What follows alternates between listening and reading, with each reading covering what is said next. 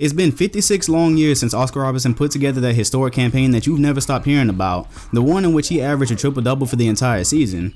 After that year, and after he retired, most of us rightly assumed that was probably never going to happen again. The eras changed, players developed, and overall it just kind of seemed unlikely such a feat was going to resurface. Then came along Russell Westbrook, and in 2015 when Durant went down with the foot injury, we all saw that if he ever got the chance to play alone, he'd likely be the next player to show us those type of numbers.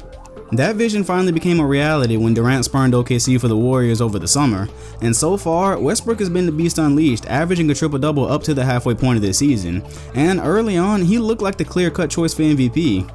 Unfortunately for him, there's a situation going on in Houston right now, and if we're looking at how the MVP has been historically voted on, it's gonna successfully steal the MVP from him, even if he does go on to finish averaging a triple-double for the season. What's up, NBA fans? It's Dom2K on the mic, and right now we're in the midst of a pretty confusing season, honestly, because no one seems sure whether to call basketball boring or amazing right now. On one hand, if there's no injuries, it's almost a foregone conclusion that the Cavs and the Warriors are going to be duking it out for the third straight year in the NBA Finals, but on the other hand, we got some of the NBA's youngest talent playing basketball far past the level most of us thought was going to be possible, and that's what we're going to be focusing on today with two special players. To this point in the season, the MVP race is likely going to come down to two players, and we all know it. We can throw Kevin Durant or LeBron James in there all we want, but the reality is that at this pace that we're going at, the MVP is almost surely going to come down to Westbrook or Harden. For Westbrook, his stat line has been the stuff of legends, and he's challenged the historic record of being able to average a triple-double for the entire season. To be honest, when you talk about a player doing that and keeping his team in the playoff race without an all-star caliber player, that sounds like the formula for an automatic MVP. Except there's only one problem. James Harden is nearly matching him shot for shot as we speak. That's one of the things that's made this season so wild. You have a player doing what Westbrook does and it hasn't been done in decades, but then you just happen to have a guy in the same season not too far behind him. When you look at the stat lines, there's really only minor differences between what they're producing. Westbrook has a slight edge in the points and rebounds, Harden barely got the jump on him in the field goal efficiency, hell, even the PERs are super close. You want to know what's even crazier than that? Their situations for the season are almost identical as well. Coming into the season, both the Rockets and Thunder were expected to be subpar teams, maybe even fighting for the last playoff spot. Last season, the Rockets really weren't that good of a team. Harden was playing iso ball while the rest of the Rockets stood around and watched their way to an 8th seed, and after Howard left in free agency, it looked like the Rockets were only doomed to be even worse this season. Meanwhile, for OKC, after losing Durant, people expected that the Thunder would fall close to the 8th seed or even be fighting for a shot at it. And this is honestly the reason Harden is the MVP of the season so far. While the Thunder are currently sitting in the 6th seed with no hopes of getting any higher than 4th, Harden has propelled the Rockets to an amazing 31-10 record, and by season's end, they have a serious shot of overtaking the Spurs as the 2nd seed in the Western Conference. Now just be honest for a second, when this season started, if I would have told you that the Rockets even had a chance of being the 2nd best team in the Western Conference record-wise over the Spurs and Clippers, you would have gave me the J. Jonah Jameson laugh.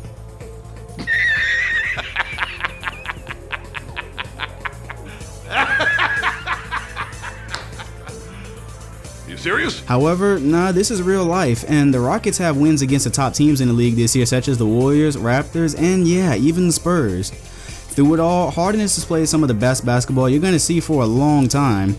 He may not be as angry and as charged as Westbrook while he's doing it, but his game has been smooth, his passes have been beautiful, and he's fit the point guard position perfectly in Mike D'Antoni's system.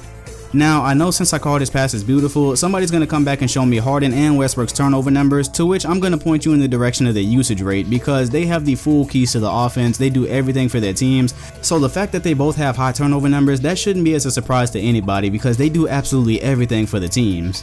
Now, for my next point, I've had this discussion on my channel before, and we should all just generally know it. The MVP is given to the league's most valuable player. I feel like it's important to point that out because the MVP conversation often becomes an argument about who's more valuable to their individual teams. With that being said, the fact that Harden's performance has only been a hair or two behind Westbrook's this year, combined with the fact that the Rockets are staring down the 2nd seed in the tougher conference of the two, kinda leads me to believe that the MVP race isn't exactly as close as it appears. It's very close, but you know, when you kinda look at the details, it looks like Harden is pretty far ahead right now. Now, this isn't me taking anything away from Westbrook because what he's doing is historic as well. As a matter of fact, aside from the Boston Celtics, I make sure to watch all of Westbrook's games on League Pass on the regular. However, I'm just looking at the MVP race through a historical lens, and when you look throughout history, the MVP almost always has to do with the team's success with very few exceptions.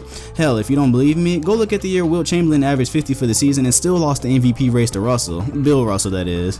You can put up monster stat lines until you're blue in the face, but unless your team is at least top 4 in the conference, the MVP is going to the next best player. That's just how it works.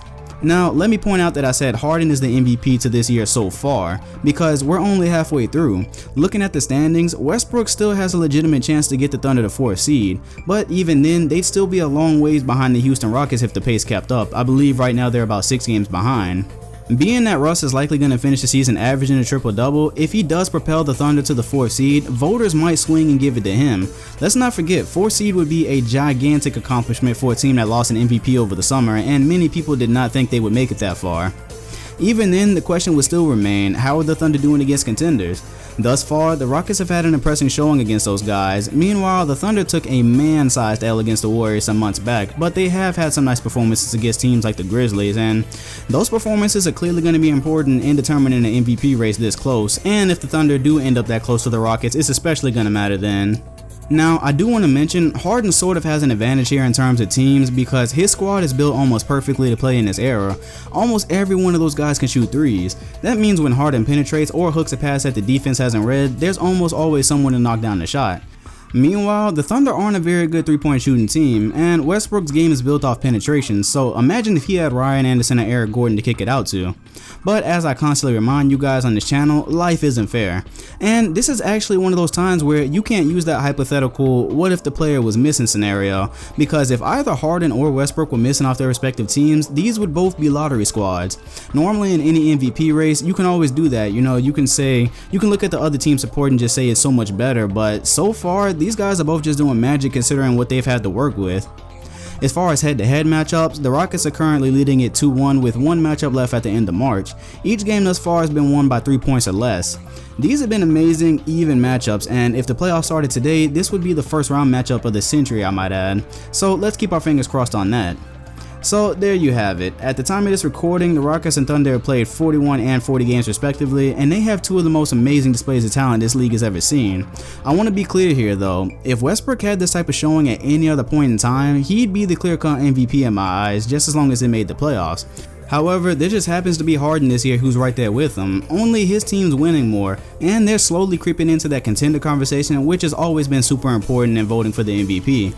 In any case, this has been the most entertaining MVP race in quite a while, and I think we can all appreciate this nice surprise from James Harden to pretty much sabotage Westbrook this season. I wanted Westbrook to win MVP, and I thought he actually might coming into the season depending on how many games OKC won, but Harden just kinda came out of nowhere. He produced just like Westbrook, and he did it while winning more, and that's ultimately going to be what won Harden the MVP if this continues. But as I mentioned before, there's a few things Westbrook can do to make this a very, very close race by the time this is all over. He can definitely get the Thunder to 4th seed, and also if they tie the season series and actually beat Houston in that meeting in March, he still has a legit shot at the MVP, but up to this point that we're speaking, it definitely looks like Harden in my opinion. I'd love to know what you guys think, because I know people either really love Westbrook or they hate him, or they really love Harden and they hate him, so there should be some polarizing opinions there. Who do you think is going to get the MVP this season, James Harden or Russell Westbrook?